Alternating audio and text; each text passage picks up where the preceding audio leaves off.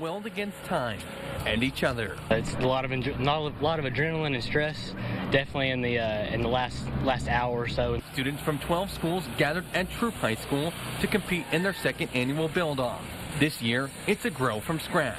Some parts are prefabricated, others they've got to fabricate themselves. The work began at 8:30 and stopped at 1. Students were judged on their final product and their conduct throughout, including safety. Points based on their cooperation, the ability to work together, making sure that everybody stays busy and has a hand in the project. While teachers are observing, it's pretty well 100% student-led, student-produced.